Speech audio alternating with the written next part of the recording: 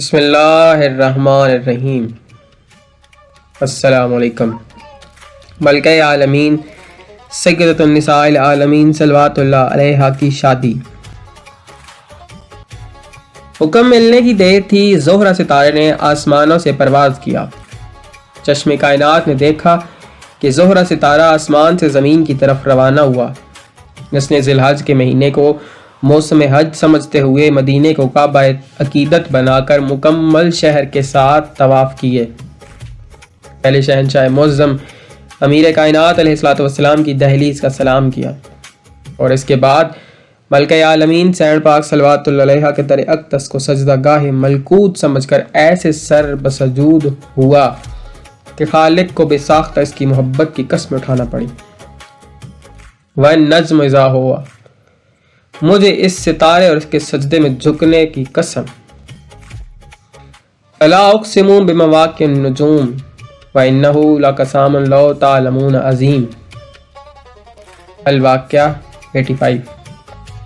مجھے اس دہلیز کی قسم جہاں ستارے جھکتے ہیں۔ یہ منظر دیکھ کر اہل مدینہ نے صدائے نعرہ تکبیر بلند کی، تمام شہر مبارکبادی کے لیے در اقدس پر پہنچ گیا۔ ادھر خالق نے مبارکبادی کا پیغام بھیجا۔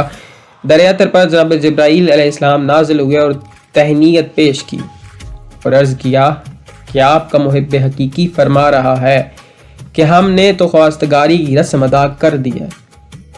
اب آپ پر بھی لازم ہے کہ اپنی دختر پاک صلوات اللہ علیہا کے سر عطر کو اس سرتاج ازل کے ساتھ زینت بخشیں جو ان کے ازل سے سرتاج ہیں، اور ان کا نور بھی ایک ہی ہے۔ نور کا کف نور ہی ہوتا ہے، ان کے انوار کو آپس میں متصل فرما دیں۔ جس وقت حضور اکرم صلی اللہ علیہ وآلہ وسلم نے یہ پیغام سنا تو فرمایا کہ یہ ہوئی نا بات۔ اس کے بعد تمام پاک خاندان علیہ السلام اور تمام اصحاب کو یاد فرمایا اور ان کے روبرو جناب جبرائیل علیہ السلام سے فرمایا، مستور کے لیے ولی شرعی ضروری ہوتا ہے اور ہمارے گھر کا بہترین ولی خالق اکبر خود ہے، اور دوسرا خطبہ نکاح کے لیے خطیب کی ضرورت ہوتی ہے، اور تم سے زیادہ اچھا کوئی خطیب نہیں ہے، لہٰذا ہم تمام اہل مدینہ کو جمع کرواتے ہیں اور اس محفل میں نکاح خطبہ تم نے ادا کرنا ہے۔ یہ خوشی کی تقریب کچھ دن جاری رہے گی، آخری دن رسم عقد دنیا میں ادا ہوگی۔ بس شادی کی تیاریاں ہونے لگیں۔ ساری دنیا جانتی ہے کہ جس وقت شادیاں ہوتی ہیں تو ان کی رسومات بیک وقت دونوں گھروں میں شروع ہو جاتی ہیں۔ بیٹی والے گھر کی علیحدہ رسومات ہوتی ہیں اور بیٹے والوں کی علیحدہ۔ ادھر بیٹی والے گھر کی رسومات کے لیے جملہ پاک بنی ہاشم علیہ السلام کے گھروں میں دعوت دی گئی۔ سارے مدینے میں ایک جشن کا سماں تھا۔ ادھر سدرۃ المنتہا پر رب ذوالجلال نے جناب جبرائیل کو طلب فرما اور حکم دیا کہ کائنات کے ہر مقام پر کھڑے ہو کر شادی کی منادی کرو۔ اب تم پیغمبر بن کر کائنات کو دعوت دو۔ یہ فقط دعوت نہ تھی، گویا ایک پیام مسرت تھا۔ جناب جبرائیل علیہ السلام نے کائنات کے جملہ آسمانوں اور زمینوں پر جا کر منادی کی۔ کائنات کے تمام آسمانوں اور زمینوں میں، تمام پہاڑوں اور دریاؤں میں، عالم ملکوت و عالم جبروت میں منادی کی گئی۔ یہ جملہ موجودات کی ہر چیز آج بیت المعمور پر حاضر ہو، کیونکہ آج سے وحدانیت الکبریٰ کی خوشیوں کی تقریبات کا آغاز ہو رہا ہے۔ اس منادی کو سن کر ملائکہ اور کروبیاں نے بارگاہ قدس میں عرض کیا، اے رب ذوالجلال، اے رب الملائکہ والروح، کیا ہم نے بھی اس تقریب میں شریک ہونا ہے؟ اللہ نے فرمایا، جملہ عالم ملکوت کے لیے میرا یہ حکم ہے کہ بیت المعمور کے سامنے مشرق سے مغرب تک اپنی صفیں بنا لیں اور تسبیح و تحلیل و تقدیس و تکبیر کی ایسی صدائیں بلند کریں کہ عرصہ بیت المعمور گونج اٹھے۔ عالمین کو معلوم ہو جائے کہ لا ولد کے گھر پیدا ہونے والوں کی خوشی منائی کیسے جاتی ہے۔ اس کے بعد اللہ نے خازن جناب رضوان کو حکم دیا کہ تم ہو جنت کے انچارج، اور یہ ہے جوانان جنت کے سرداروں کی پاک والدہ صلوات اللہ علیہا کی پاک خوشی کی تقریب۔ اس لیے تم جنت کو جتنا سجا سکتے ہو سجاؤ، خرچ کرتے ہوئے रियायत की गुंजाइश न करना। जहां एक खर्च होता हो वहां लाख खर्च कर दो, डरना बिल्कुल नहीं। ये शादी कोई रोज रोज होनी है। आज जन्नत में मौज़मा कायनात सल्लल्लाहु अलैहा के बारातियों ने आना है और ऐसे मौके पर बार बार नहीं आया करते, ऐसे मौके बार बार नहीं आया करते।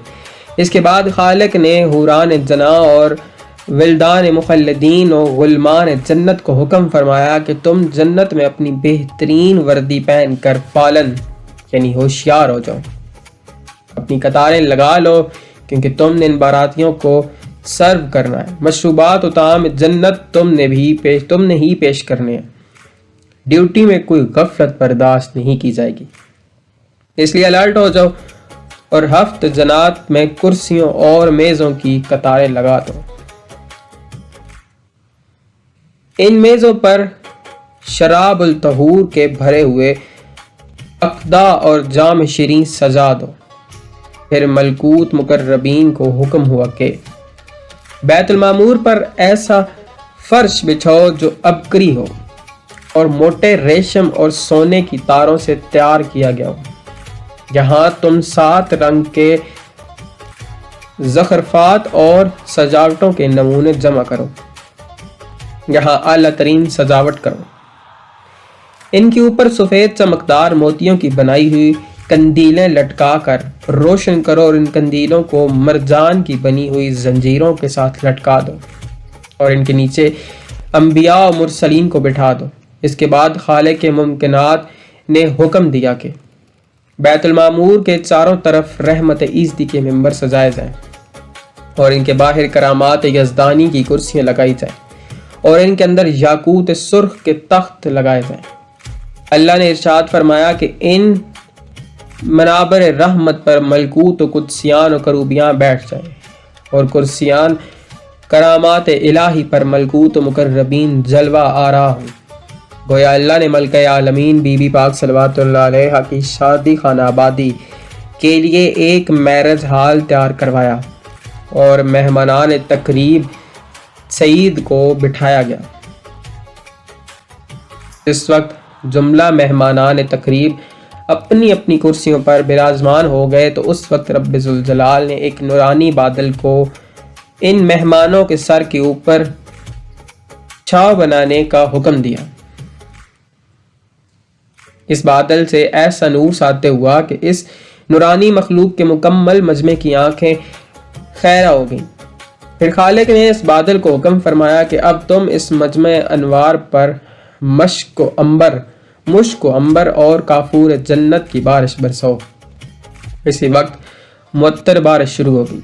इधर मलकूत कुदसियान और मुकर्रबीन को हुक्म हुआ कि सब मिलकर तस्बीह और तहलील और तकदीस और तकबीर के नारे बुलंद करो। खामोश क्यों हो?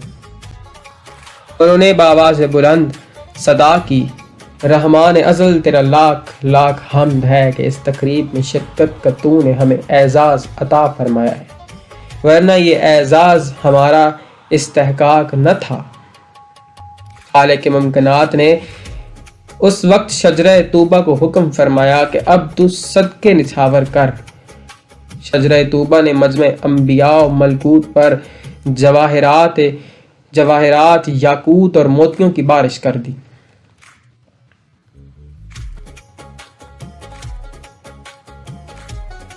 खालिक के मुमकिनात ने इस शजरा तूबा को हुक्म फरमाया।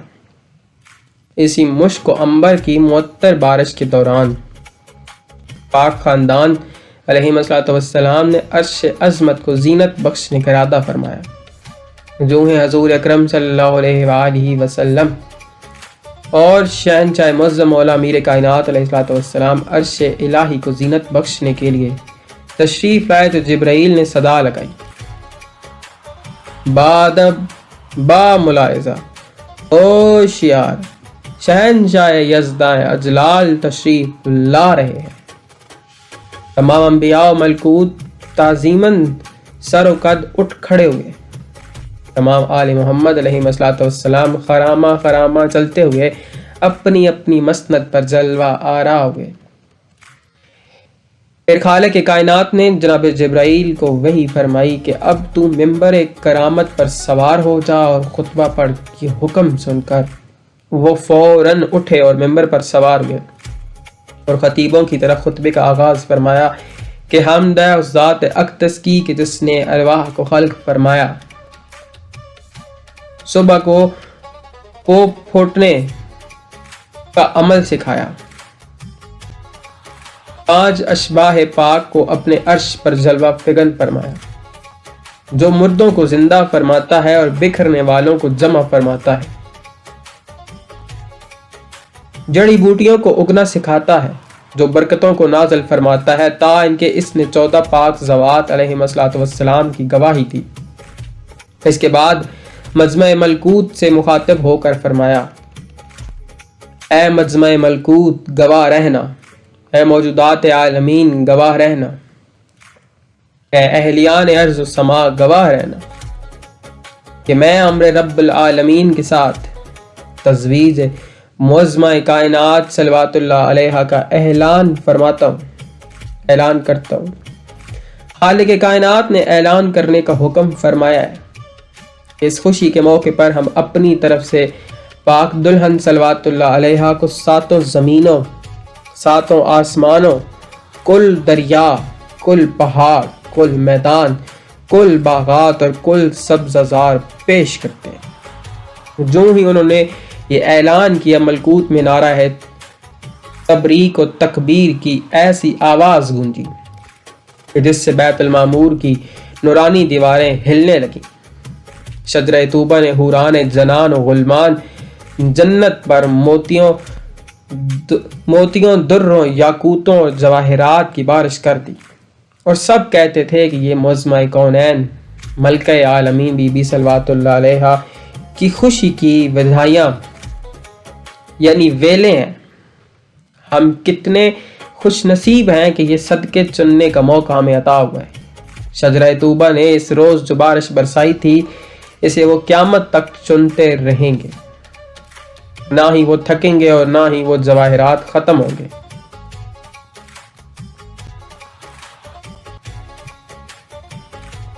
یا رب محمد و آل محمد صلی علی محمد و آل محمد وعجل فرج آل محمد۔